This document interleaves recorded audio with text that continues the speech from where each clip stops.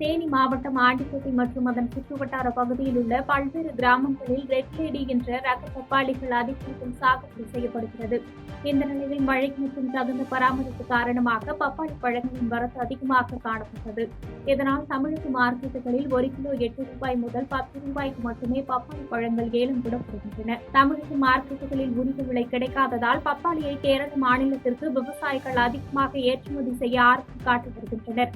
மேலும் ஏற்றுமதி செய்யப்படும் பப்பாளி பழங்களுக்கு கிலோ 16 ரூபாய் முதல் 20 ரூபாய் வரை 2 மடங்காக விலை உயர்ந்து கிடைத்ததால் பப்பாளி சாகுபடி செய்துள்ள விவசாயிகள் மகிழ்ச்சி அடைந்துள்ளனர்.